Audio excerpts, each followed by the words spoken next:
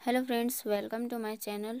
Friends, आज का हमारा सेट है मॉडल सेट हमारा 3 है, जो कि हम लोग इंग्लिश में मॉडल सेट 3 करेंगे आज।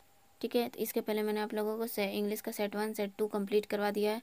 अगर आप लोग सेट 1 सेट 2 नहीं देखे तो प्लीज़ आकर के वो वीडियोज़ ज़रूर देख लीजिएगा। और इसी तरीके से और भी वीडियोज़ पाने के लिए प्लीज़ चैनल को सब्सक्राइब कर लीजिएगा। तो आज का हमारा मॉडल से स्टार्ट करते हैं। यहाँ पे आपको क्या दिया हुआ है, इंस्ट्रक्शन दिया हुआ है कि फॉर इंस्ट्रक्शन सी सेट 1, यानी इंस्ट्रक्शन आपको यहाँ पे जो दिया गया था उसके लिए आप सेट 1 देखें। तो सेट 1 मैंने आपको करवा दिया, वहाँ पे मैंने आपको इंस्ट्रक्शन बता दिया है। तो इसमें हम लोग इंस्ट्रक्शन नहीं देखेंगे, तो हम लोग यहाँ पे डायरेक्ट अपना जो भी क्वेश्चन है उससे स्टार्ट करते हैं। पहला सेक्शन ए दिया हुआ है, इसमें मैंने आपको बता दिया था कि 3 सेक्शन दिया हुआ है। तो पहला सेक्शन है ए, उसमें रीडिंग दिया हुआ है जो कि आपको 10 मार्क्स का आएगा।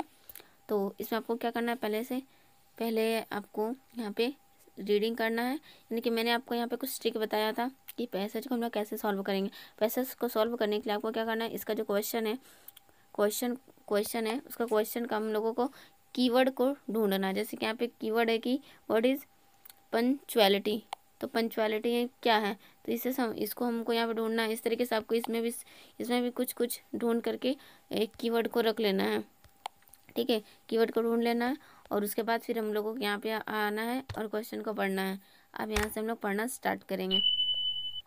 दिया हुआ है यहाँ पे पहला कि पंक्चुअलिटी इज एन इटिक्वेटी। ठीक है, etiquette which encourages us to complete our work on time. It enables a person to do right thing at right will time without any excuse. यानी बोला जा रहा है कि समय की पाबंदी एक शिष्टाचार है जो हमें अपना काम समय पर पूरा करने के लिए प्रोत्साहित करती है। ठीक है, और यहाँ पे फिर और आगे बोला जा रहा है नेक्स्ट लाइन पे, it is important in every walk of life and benefits a person in many ways. A person who is punctual lives a much disciplined life and gets a lots of respect and love in the family and society। बोला जा रहा है कि जो भी व्यक्ति है जो कि यहाँ पे समय का पालन करता है, यानी हर जीवन के क्षेत्र में हमें महत्वपूर्ण है कि एक व्यक्ति को कई तरह के लाभ पहुंचाता है। समय का पाबंद जो कि व्यक्ति को बहुत ज़्यादा अनुशासित जीवन व्यतीत करने के लिए मदद करता है और परिवार और समाज में उसे बहुत सम्मान और प्यार मिलता है। समय पाबंदी एक शक्तिशाली गुण है जो व्यक्ति को सफल और प्रसिद्ध बनाता है। नेक्स्ट हम लोग देखते हैं, यहाँ पे लाइन लिखा हुआ है, punctuality is powerful quality which can make person successful and famous personality. यानी कि ये है जो पंक्चुअलिटी है वो बहुत ही पावरफुल क्वालिटी है, बहुत ही शक्तिशाली गुण है जो व्यक्ति को है जो कि फेमस पर्सनैलिटी बनाता है। नेक्स्ट आगे है, all the parents should understand their responsibilities and help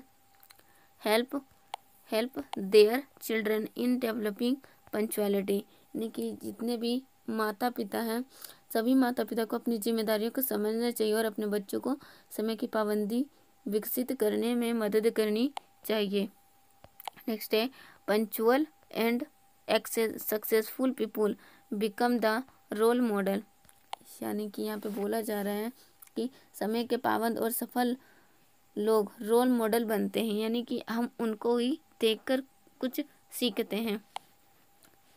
People who waste their time and do not understand the importance of punctuality can never get success in their life।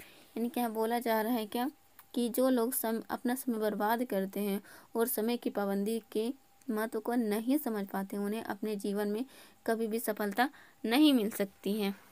इस तरीके से हमारा passage यहाँ complete हो गया है और अब हम लोग इसका पैसेज का यहाँ पे क्वेश्चन दिया और आंसर करना है। पहला क्वेश्चन है कि व्हाट इज़ पंक्चुअलिटी, यानी कि यहाँ पे पंक्चुअलिटी क्या है। तो इसका आंसर हो जाएगा punctuality is an etiquette which encourages us to complete our work on time. Next दूसरा नंबर क्वेश्चन है, mention 2 things that punctual person gets. यानी कि दो चीज़ को आपको यहाँ पे बताना है कि अगर पंचुअल इंसान है तो उसको क्या चीज़ मिलता है दो पंचुअल होने से। पहला है कि it enables a person to do right things at right times, यानी कि जो भी काम समय पे है उसको समय पे कर सकता है। दूसरा है कि it can make person successful और फेमस पर्सनैलिटी, यानी कि अगर हम पंचुअल रहे यानी समय का सही समय पर समय का सही से यूज़ किए, सदुपयोग किए तो हम लोग सक्सेसफुल इंसान बन सकते हैं, फेमस पर्सनैलिटी बन सकते हैं। तीसरा है according to the given passage what should be the responsibilities of parents, यानी कि जो पैसेज है पैसेज के अनुसार जो माता पिता हैं उनको क्या रिस्पॉन्सिबिलिटी है अपने बच्चों के लिए।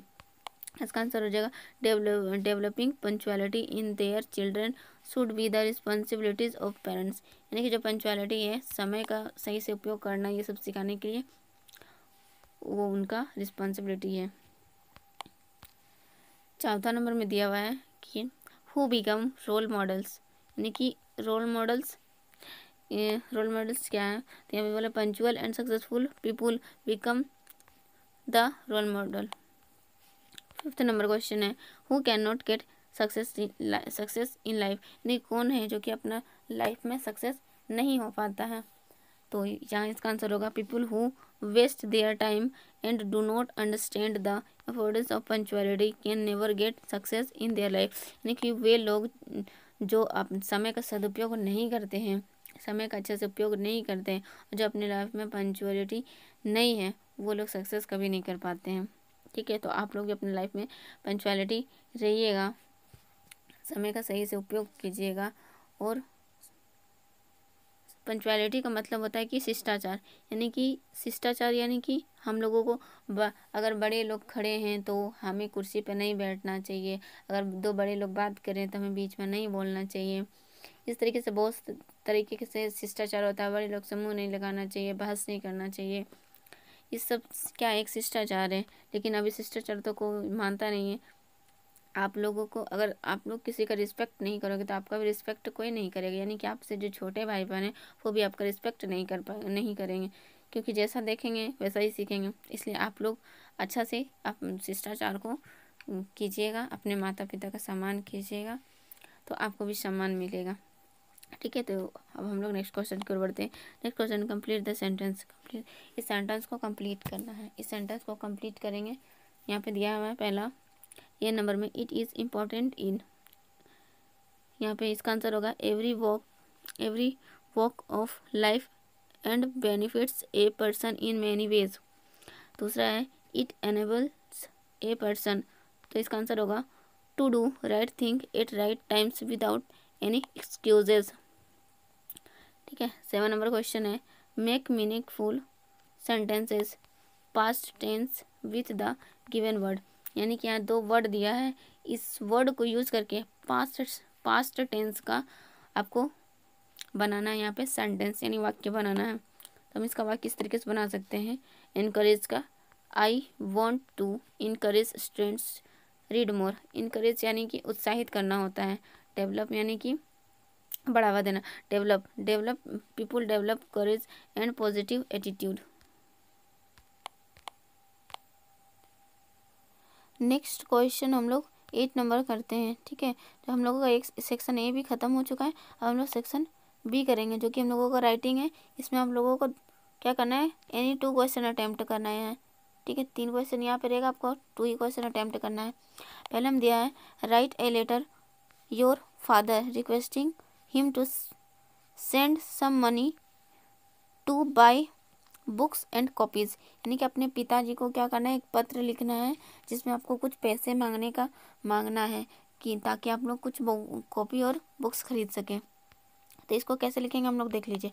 इसका आंसर यहाँ पे होगा, यहाँ पे पहले एड्रेस लिखना है, यहाँ डेट लिखना है, यहाँ पर आप स्टार्ट करना है my dear father I was very glad to receive your kind letter yesterday in your letter you have asked me about my progress in studies, यानी कि यहाँ पे बोल रहा है अपने फादर से, मेरे प्यारे पिताजी कल आपका पत्र पाकर मुझे बहुत खुशी हूँ, आपने अपने पत्र में मुझसे मेरी पढ़ाई की प्रगति के बारे में पूछा है।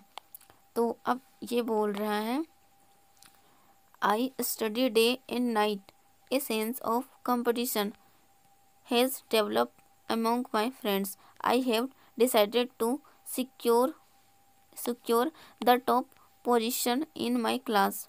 So I need some important book. बोल रहा है अपने पिताजी से कि मैं दिन रात पढ़ाई करता हूँ, मेरे दोस्त में प्रतिस्पर्धा की भावना विकसित हुई है, यानी कि कंपटीशन कर रहे हैं मेरे से। मैं अपनी कक्षा में शीर्ष स्थान हासिल करने का फैसला किया, इसलिए मुझे कुछ महत्वपूर्ण पुस्तकें चाहिए। ठीक है, उसको कुछ महत्वपूर्ण पुस्तक चाहिए। So I want purchase them at the earliest. Please send to me at least 500 only my mo, please. Wish me best of luck and pray to God for my great success in life. यानी कि बोल रहा अपने पिताजी से कि मैं अपने कक्षा में फर्स्ट आने का फैसला किया, इसलिए मुझे कुछ महत्वपूर्ण पुस्तकें चाहिए और मैं उन्हें जल्दी से जल्दी खरीदना चाहता हूँ। कृपया मुझे कम से कम 500 रुपया एमओ द्वारा भेजें। उसके बाद फिर आगे बोल रहा है कि rest is okay, convey my best regards to mummy and loves to children. आगे बोल रहे हैं कि मुझे क्या करे, पैसा दे और मुझे शुभकामनाएं भी दे। मेरे भविष्य के लिए भगवान से प्रार्थना करे कि मैं अपने जीवन में सफल हो सकूं।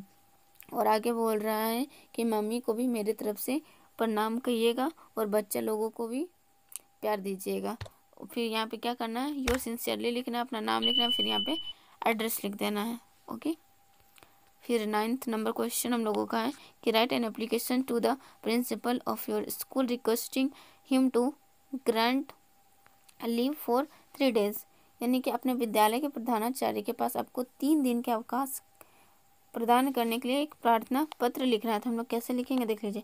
आंसर होगा टू द प्रिंसिपल, उसके बाद यहाँ पे अपना स्कूल का नाम लिखना है, यहाँ एड्रेस लिखना है, यहाँ डेट लिखना है और यहाँ पे फिर यहाँ पे सब्जेक्ट लिखना है। सब्जेक्ट क्या रहेगा कि आपको 3 days का लीव चाहिए, तो request to grant 3 days leave. यहाँ लिखेंगे sir, with due respect and humble submission I beg to say that the wedding ceremony of my elder brother on 26 2022, यानी कि 20 जुलाई 2022, या फिर आप इस डेट को चेंज भी कर सकते हैं, कोई दिक्कत नहीं है। ठीक है, यानी कि ये बोल रहा है कि मुझे अपने एल्डर ब्रदर के पास क्या करना है कि मुझे 3 दिन का अवकाश के लिए पत्र लिखा। मैं उचित सम्मान के साथ समर्पण के साथ कहना चाहता हूँ कि मेरे बड़े भाई का विवाह समारोह चल रहा है और मुझे क्या है जो कि 20/6/2022 से मुझे वहाँ पे शादी में जाना है, इसीलिए क्या करना है, I have so attend it, यानी इसलिए मैं उसे अटेंड करना चाहिए। So I shall be unable to come to school from 18/6/2022 to 26/2022, यानी कि इसीलिए मैं अपने भाई के शादी में जा रहा हूँ, इसलिए मैं स्कूल आने में असमर्थ रहूँगा 18 से 20 तारीख तक, यानी 18, 19, 20 3 दिन हो गया। इसलिए I therefore request you to grant leave for above mentioned period. I shall be highly obliged and grateful to you for this act of kindness। यानी कि बोल रहा है यहाँ पे अदा आपसे अनुरोध है कि आप उपरोक्त अवधि के लिए अवकाश स्वीकृत करने का कष्ट करें, मैं इसके लिए आपका सदा आभारी बना रहूँगा। उसका दोबारा थैंक यू, यहाँ पे लिखना thanking you your most obedient, यहाँ आपका नाम लिखना है, यहाँ क्लास और रोल नंबर। ठीक है, 10th नंबर क्वेश्चन है write a paragraph on the game like most. फिर दूसरा लिखना है कि एन आइडियल स्टूडेंट, आपको 2 लिखना है, एक तो ये लिख दिए या फिर ये, दोनों में से कोई एक ही लिखना है। तो मैं आपको दोनों बता देती हूँ, दोनों में से कोई आपको एक लिखना है। ठीक है, यानी कि पहला लिखना है कि the game I like most, यानी कि वह गेम जो मुझे बहुत पसंद है। ठीक है, यानी सबसे प्रिय खेल। और दूसरा लिखना है एन आइडियल स्टूडेंट, यानी कि एक आदर्श छात्र के बारे में लिखना है। पहला हम लोग लिखेंगे, देखते हैं कि the game I like most, इसका आंसर क्या होगा। इसका आंसर है आई लाइक फुटबॉल। आप कोई भी गेम के बारे में लिख सकते हैं, ज़रूरी नहीं कि फुटबॉल के बारे में, बैडमिंटन के बारे में भी लिख सकते हैं और हॉकी के बारे में भी लिख सकते हैं। ठीक है, तो देखिए यहाँ पे I like football most, it is very popular game in our country, I like it for several reasons, it is very interesting game, it gives us some mental exercise too, we have to be alert and active all the time। यानी कि ये बोल रहा है कि मुझे football सबसे ज़्यादा पसंद है, या हमारे देश में बहुत ही लोकप्रिय है, मुझे यह कई कारणों से पसंद है। ठीक है, ये बहुत कारण से इसको पसंद है, यह एक बहुत ही रोचक खेल है, इस तरीके से बोल रहा है यहाँ पे। नेक्स्ट आगे क्या बोल रहा है कि we need intelligence and imagination for scoring a गोल।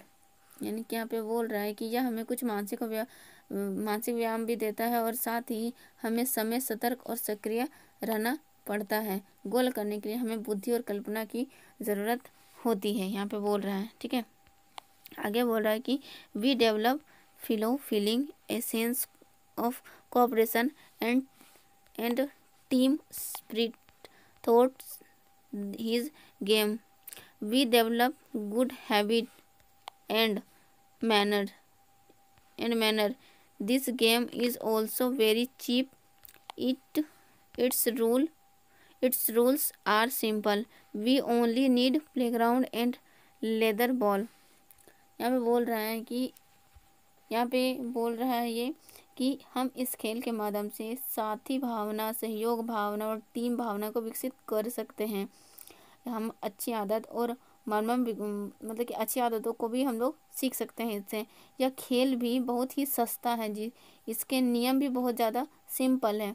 हमें क्या करना होता है, बस एक खेल का मैदान चाहिए और इसमें एक चमड़ा का गेंद चाहिए और हमें इसमें कुछ नहीं चाहिए। ठीक है, नेक्स्ट अब हम लोग का है कि एन आइडल स्टूडेंट, इसका आंसर होगा एक आदर्श विद्यार्थी के बारे में। I read in town government high school, यानी कि आपको अपना स्कूल का नाम भी यहाँ लिख देना है या फिर ये भी लिख सकते हैं, कोई दिक्कत नहीं है। ठीक है, लिख सकते हैं। उसके बाद पूरा एड्रेस दे देना है, मतलब कहाँ पे आप कौन सा विद्यार्थी के बारे में, तो कौन सा स्कूल में पढ़ते हैं वहाँ। There are about 2000 student, school के बारे में लिख देना है। All are good, Ramnath Prasad is the popular student in my school, अपना स्कूल का पॉपुलर लड़के के बारे में लिख सकते हैं। He is very intelligent and diligent, he is tall and handsome, he never shirks from labor। यानी कि यहाँ पे बोल रहा है कि मैं टाउन हॉल गवर्नमेंट में पढ़ रहा हूँ, साहिबगंज से लगभग 2000 किलोमीटर, साहिबगंज से लगभग 2000 किलोमीटर है वहाँ पे, और वहाँ से साहिबगंज से 2000 स्टूडेंट्स लगभग वहाँ पे पढ़ते हैं, सभी अच्छे हैं। और रामनाथ है जो कि रामनाथ प्रसाद मेरे विद्यालय का है, जो कि सबसे लोकप्रिय छात्र है। वह बहुत ही बुद्धिमान और मेहनती है, वह लंबा है, सुंदर है और श्रम से कभी नहीं कतराता, यानी कि वो मेहनत बहुत करता है। और बोला जा रहा है he always stands first in his class, he is very obedient, social, noble, brave and patient, he takes active part in games and the sports the school। बोला जा रहा है कि वह है जो कि कभी नहीं कतराता है काम करने से, वह हमेशा हर कक्षा में प्रथम आता है, हर साल कक्षा में प्रथम आता है। वह बहुत ही आज्ञाकारी, सामाजिक, कुलीन, बहादुर और पेनी है। वह खेलकूद और स्कूल के खेल में सक्रिय भाग लेता है। He is good player of football and volleyball, specially he is never absent from class, यानी अपने क्लास में वो एब्सेंट नहीं होता है और सभी गेम में भाग भी लेता है। All teachers love him very much, यानी और जितने भी टीचर सब उससे बहुत ही ज़्यादा प्यार करते हैं। He is sure to rise in life, यानी कि जो बोल रहा है कि वह कभी भी कक्षा में उपस्थित नहीं होता, जहाँ से सब बहुत ही अच्छा से प्यार करते हैं, बहुत अच्छा पसंद करते हैं, उनका जीवन में उत्थान निश्चित है, यानी वो अपने जीवन में बहुत ही आगे जा सकता है। और आगे बढ़ जा रहा है he is certainly an ideal student, यानी वह निश्चित रूप से एक अच्छा स्टूडेंट है।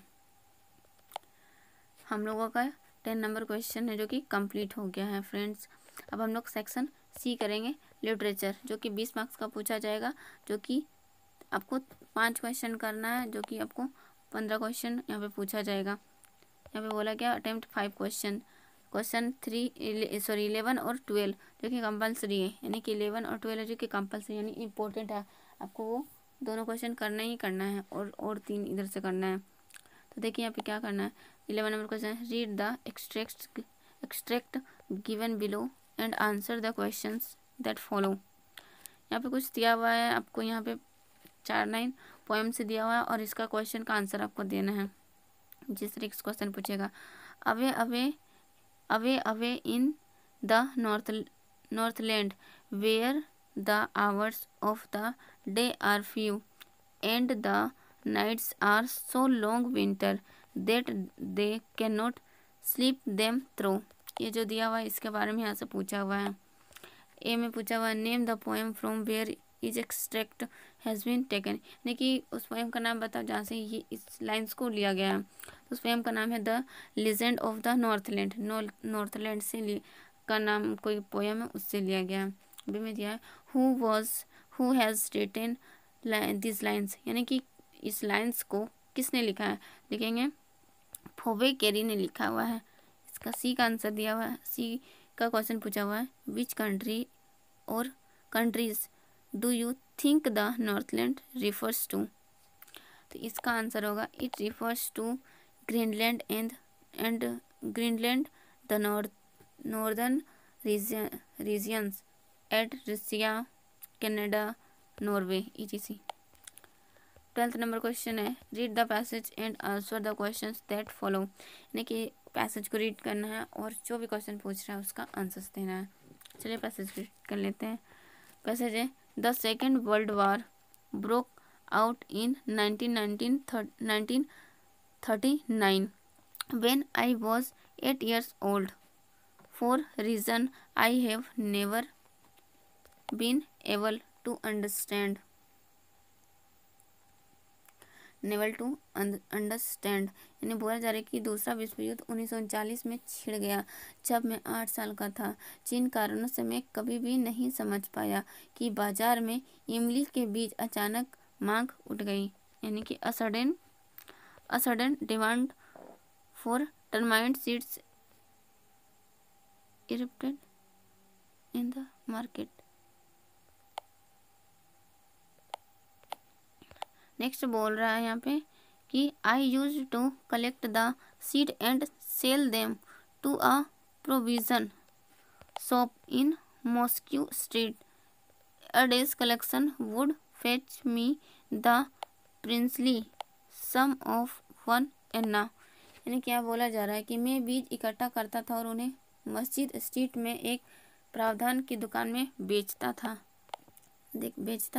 एक दिन के संग्रह से मुझे एक आने की रियासत मिल जाएगी। इस तरीके से वो कलेक्ट करके क्या करते थे, बेचा करते थे। इसका क्वेश्चन यहाँ पे दिया हुआ, हम लोग क्वेश्चन को यहाँ पे रीड करते हैं और इसका आंसर देने का कोशिश करते हैं। पहला क्वेश्चन दिया है, हु इज आई हेयर, यानी कि बोल रहा है कि वह कौन है। तो यहाँ पे इसका आंसर है वह है जो कि अब्दुल कलाम। वह कौन थे, तो वह है जो कि अब्दुल कलाम थे। दूसरा है जो कि what was in high demand during the second world war, यानी कि सेकेंड वर्ल्ड वार था तो उस समय क्या ज़्यादा डिमांड चल रहा था, तो क्या चल रहा था, suddenly high demand for termite seeds, यानी कि इमली का जो बीजा था उसका जो कि डिमांड ज़्यादा हो गया था तो उसको कलेक्ट करके क्या करते थे, बेचा करते थे। सी में what did the speaker used to do with the termite seeds, यानी कि जो इस टर्माइट बीज का जो कि क्या यूज़ करते थे, तो वो क्या करते थे, speaker use to collect seeds and sell them to provision shop in mosque street, यानी कि जो कह रहे हैं वो क्या करते थे, बीज को इकट्ठा करते थे और बेच देते थे जाकर के मार्केट में। 3 नंबर क्वेश्चन है, what is the meaning of increasing earth and earth cave. इन दोनों का अर्थ यहाँ पे मीनिंग बताना है। इसका मीनिंग होगा, a tree is held firmly in the earth, it goes deep into the dark bowels of the earth is then the main support of the tree. यानी कि यहाँ पे बोला जा रहा है कि पेड़ को धरती में मजबूती से रखा जाता है या गहराई में चला जाता है। पृथ्वी की काली आते तब पृथ्वी है जो कि मुख्य रूप से पेड़ को सहारा दिए हुए रहता है। 14 नंबर क्वेश्चन है, what does the poet mean by our hells of fire and dust. यानी कि बोला जा रहा है कि कवि हमारे नरकों की आग से क्या तात्पर्य है और धूल। इसका आंसर दिया हुआ, the atmosphere created at the time of war full of fire and dust is no less than hell. So the poet says our hells of fire and dust to refer to the wars. ने बोला जा रहा है हमारे यहाँ पे युद्ध के समय आग और धूल से भरा हुआ वातावरण किसी नर्क से कम नहीं है। तो कवि कहता है कि हमारी आग और धूल के नर्क युद्धों को संदर्भित करते हैं। 15 नंबर क्वेश्चन है, why did Einstein write a letter for Franklin Roosevelt. यानी कि बोला जा रहा है 15 में आइंस्टीन के फ्रैंकलिन रूजवेल्ट को पत्र क्यों लिखा था। आइंस्टीन जो थे वो फ्रैंकलिन रूजवेल्ट को पत्र क्यों लिखा था उन्होंने। तो इसका आंसर होगा, Einstein was shocked and deeply hurt by the extent of destruction into Japanese cities. He first wrote a letter to UN proposing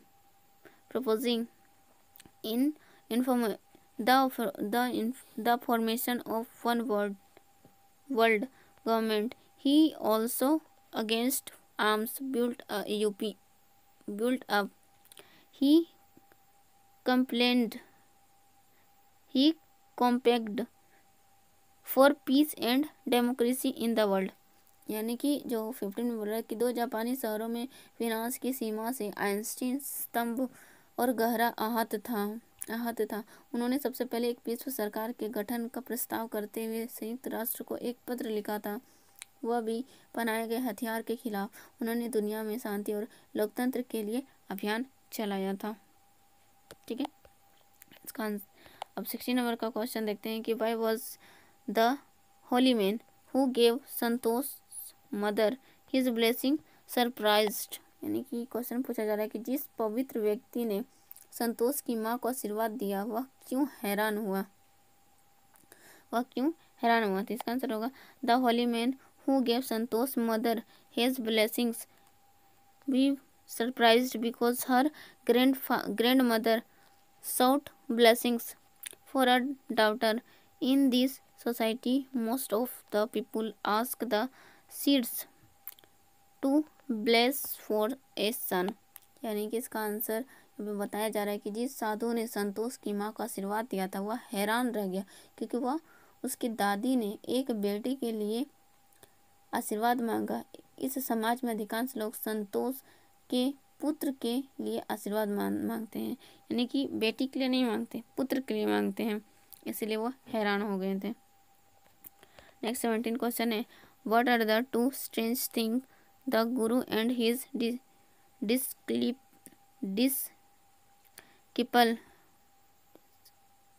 disciple find the kingdom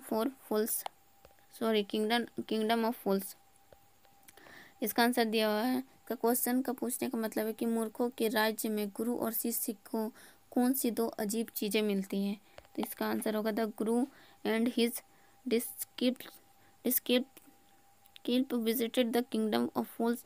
It was broad daylight, but there was no one in the streets. Everyone was found sleeping. Even the cattle had been taught to sleep by the day. There was everything very cheap, and they cost the same single duddu. They could buy all the food they wanted for rupee duddu. यानी कि यहाँ पे बोला गया है, इसका मतलब है कि गुरु और शिष्य ने मूर्ख के राज्यों का दौरा किया। दिन का उजाला था लेकिन गलियों में कोई नहीं था, सब सोए हुए थे। यहाँ तक मवेशियों को भी दिन में सोना सिखाया गया था। सब कुछ बहुत सस्ता था और उनकी कीमत एक ही डुड्डू के बराबर थी। वे 1 रुपया डुड्डू में अपनी मनचाही सामग्री खरीद सकते थे। यहाँ पे अब हम लोगों का सेक्शन 4 आया है। यहाँ से अटेम्प्ट एनी 2, यानी कि 2 ही क्वेश्चन अटेम्प्ट करना है 3 क्वेश्चन में। तो यहाँ पे 19 नंबर दिया, what was Behrman's masterpiece, what makes you say so, यानी कि बोल रहा बेहरमान है जो कि उत्कृष्ट कृति क्या थी, सू ने ऐसा क्या कहा। तो यहाँ आंसर हो जाएगा, Behrman was an old painter, he had a dream to paint a masterpiece in his life, when Johnsy fell ill and related her life with the last leaf in way she had lost the will to live। यानी कि बोल रहा है यहाँ पे कि बेहरमान एक पुराने चित्रकार थे। उन्होंने अपने जीवन में उत्कृष्ट कृति की चित्रित करने का सपना देखा था। जब जोन्सी बीमार पड़ गई और उसने अपने जीवन को आखिरी पत्ते के साथ इस तरह से जोड़ा कि जीने की इच्छा खो दी। बेहरमान यह अच्छी तरह से जानता था कि तूफानी रात में पत्ता बहुत जल्दी गिर जाएगा। उसने लता पर एक कृत्रिम पत्ता पेंट करने का फैसला किया। ठीक है, sun stormy nights he decided paint artificial leaf creeper drink, यानी कि वो नकली पत्ता को बनाने के लिए यहाँ तक कि उन्होंने कोशिश किया। The artificial leaf looked so real Johnsy thoughts last leaf was still here, यानी कि जोन्सी को है जो कि जिंदा रखना चाहते थे ताकि वो आगे, और इसलिए वो नकली पत्ता बनाए ताकि नकली पत्ता को देख करके जोन्सी है जो कि अपना लाइफ को और जीना चाहे। So real that Johnsy thought the last leaf was still here. तो जोन्सी ने उस पत्ता को देखा और रियल समझ लिया और बोला, सोचा उसने कि ये असली का ही पत्ता है। सी